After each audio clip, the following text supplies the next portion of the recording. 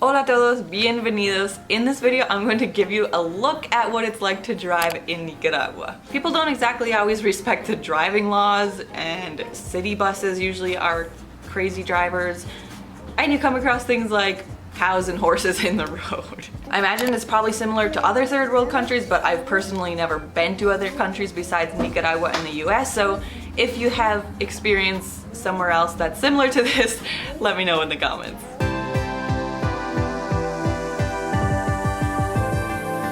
Soy Darlene, aka Darz, and on this channel we speak Spanglish, all about Nicaragua and our bicultural life. If you're interested in this type of content, consider subscribing, and let's get into the video.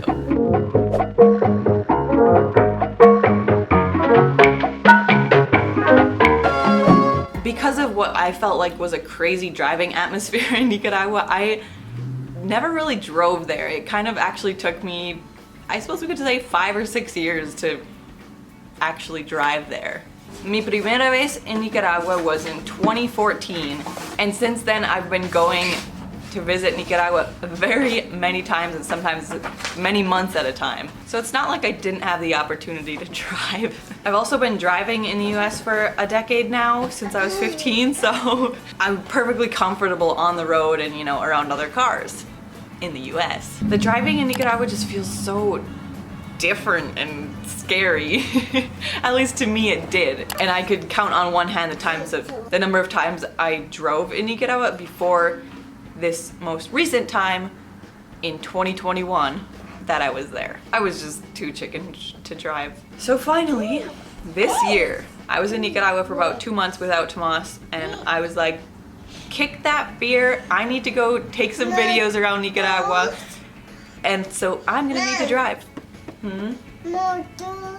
So of course I started while Tomas was there with me, so I could have someone who I felt extremely comfortable with to help me with an extra pair of eyes, of course. Started with the open highways between cities, just like low risk. I could drive slow if I need to. Well, who's gonna drive for the first time? Bueno, tenemos nueva chofer. Se la presento. Importada directamente desde la United States. Importada directamente de la United. Estate quieto. ¿Qué se siente manejar en Nicaragua por primera vez? Pues aquí difícil. Cuando me vaya, vas a poder manejar tranquila en Chinandega. A ver. Then I started taking like little drives inside of Chinandega with Tomas guiding me, you know, telling me what roads to take, what roads to avoid, what intersections are horrible. Because there's a lot of one-way streets in Nicaragua and I didn't know all of them. So I would drive like to the grocery store or al parque or to visit somebody if we were going somewhere. So after Tomas left Nicaragua, I would drive with one of my in-laws in the passenger seat, guiding me, telling me where to go, and then I would drive between Managua and Chinandega a couple times. I took a couple of drives out to other cities, like we went to Laguna de Apoyo, Masaya, I don't really know where else we went. And then this one day, my daughter was sleeping, my mother-in-law, me, and my brother-in-law were at the house, and he needed to get to college. Hello. Well, I didn't want to wake her up to get her in the car to go drop him off, so I was like, well, I'll just go bring you. It's not like that big of a drive. So, this is my first time I'm going to be driving in the city of Managua. Ugh. It shouldn't be that hard. It shouldn't be that hard. I'm going to drop off my brother-in-law at his college, and I have to come back all by myself.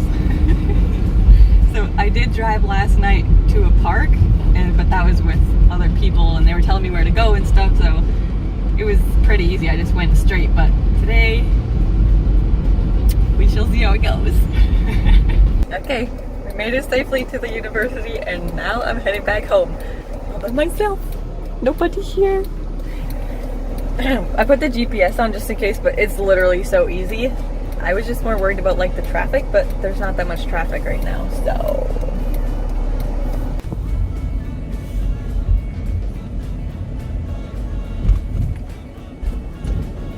And I'm back. And those things are another thing that you have to be very careful of. If you you're not familiar with where you're driving, you might accidentally drive over one of those bumps way too fast. But good thing I know that those exist and I was keeping my eyes peeled, and I know there's two right in that area, so. that was my first time driving alone. It was okay. It was okay. Wasn't too much traffic, so, and there's only like 2 turns that you have to take. Then I drove like within Managua a couple times, super easy, simple drives. And then I ended up accidentally in kind of rush hour traffic, which I thought it was gonna be so much worse, but I guess the roads we were taking, no había mucho tráfico.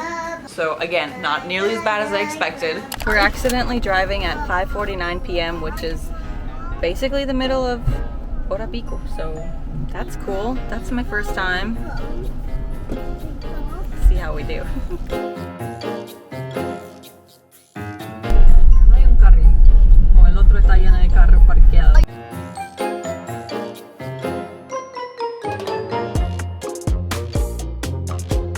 Before I had driven inside of Managua, I thought driving in Managua was like the driving challenge of Nicaragua. But then I drove a couple of times inside of Chinandega and I was like, no, Chinandega is worse. I came for a drive to the market. It's about 9:20 a.m. and I don't like the traffic in Chinandega. People crisscrossing all over the place at intersections when, you know, you should go to the left side of the street if you're gonna turn left, but people will go on the other side of you and then cut in front of you. Yeah, it's fun, super fun. Just to get an idea, Managua is the capital city, okay? It's like such a big city, and Chinandega is this like smaller-ish city, so it's like you'd think the huge city would be worse, but gente en Chinandega, ¿qué te pasa? Then a couple days before I left Nicaragua, I had to go across the city, like through the city, with my mother-in-law to get the big test, you know, to be able to go back to the US. I'll link the video up here if you're interested in knowing all about traveling to Nicaragua during this time. But I think it was about a 1-hour drive, and I was pretty nervous. It was 8 in the morning, so it could have potentially been in a bit of rush hour traffic still. We did great, we made it. That feels like my biggest driving challenge to date, and I did it. So now that I've driven many more times in Nicaragua, I feel like I kind of conquered my fear of driving, but now I need to actually get to know more routes and roads and one-way streets so that I can really get comfortable there, you know? Para la próxima.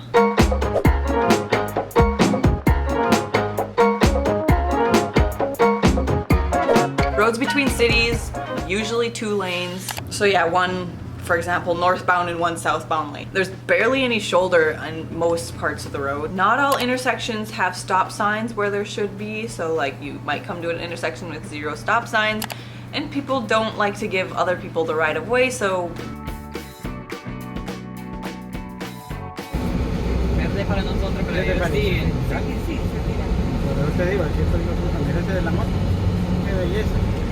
there are also speed bumps like all over the cities, and you know, sometimes they have the yellow paint on them, so they're pretty obvious. Sometimes they put the sign on the side of the road that shows, yeah, there's one coming up, be careful. But sometimes you get surprised that, oops, there's a speed bump and you're going too fast, so you have to slam on the brakes really fast. That happened to me a couple times. Oh yeah, also some of those speed bumps are like huge, so if you're in a small car, you have to drive like diagonal over them and hope you don't scrape the bottom of your car, which you do most of the time. Cuando se va la luz and the stoplights aren't working, you better be very careful because, like I said, people don't tend to like to give other people the right of way, so they just tend to just keep on driving and driving and... yeah. I did it. The police don't patrol the roads like they do in the US. They just hang out on the side of the road in one spot and they just kind of stop people, whoever they want. They set up, you know, their orange cones and the speed bump thing so that you have to go slow past them. So I think as a result of that, people don't tend to really care about, you know, if they go through a red light or if they don't yield or if they cut off somebody who had the right of way, you know. They do have all like those traffic signs like stop signs, yield signs, school, speed limit, but if the police doesn't see you actually doing the thing, since they're just hanging out in one specific spot on the side of the road, I think people tend to get away with breaking those driving rules. I mean, it's not like pigsty crazy. There are civil humans who follow the rules and whatnot, but it's just not so very coordinated. And like I did mention, there are a lot of one-way streets inside of the cities. Y a veces, they don't have the sign saying this is a one-way street, so you just really have to memorize them.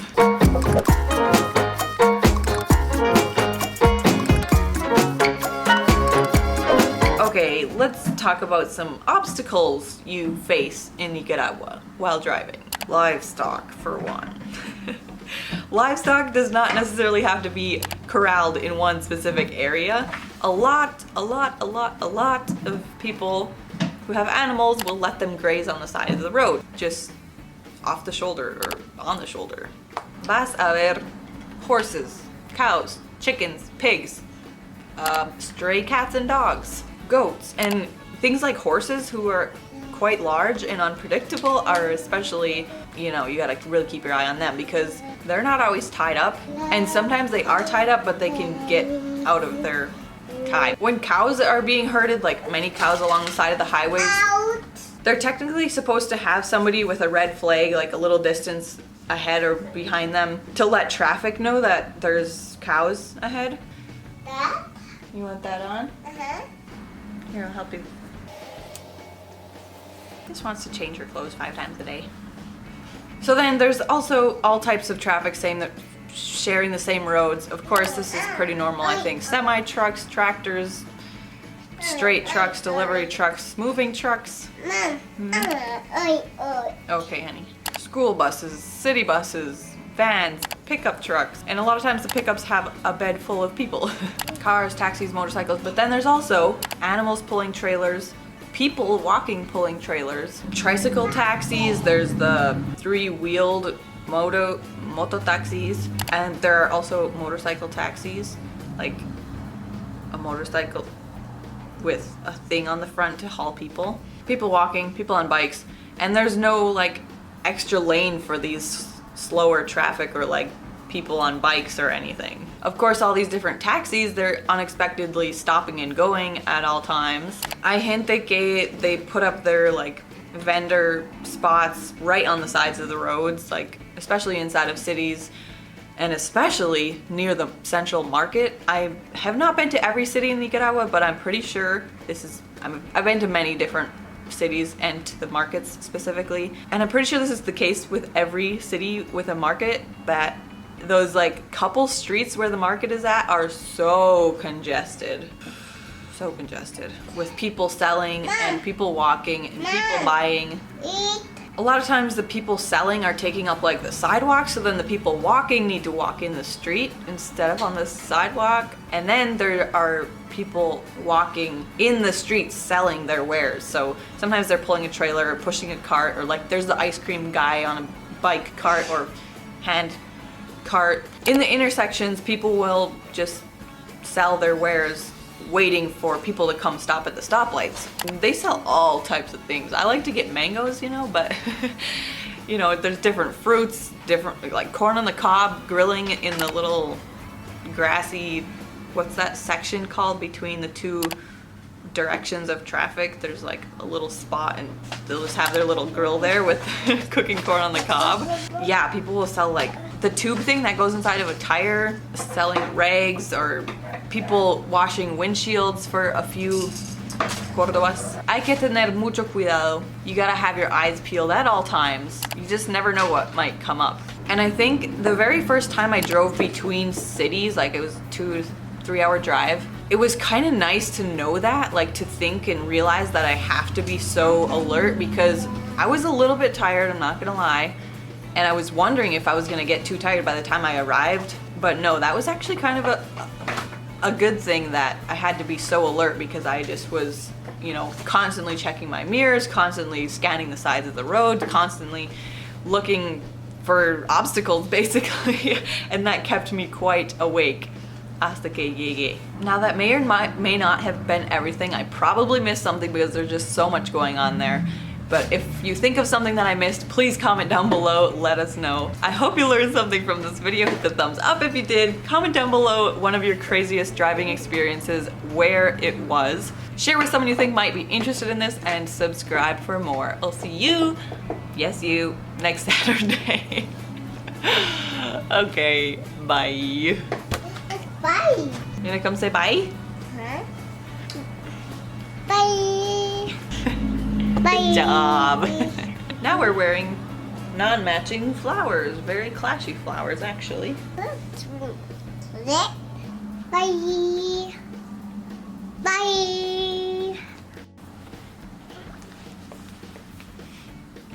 Flowers. Lipstick. Boop. Boop. You can read, honey. Boop. The Jungle Book. Mom.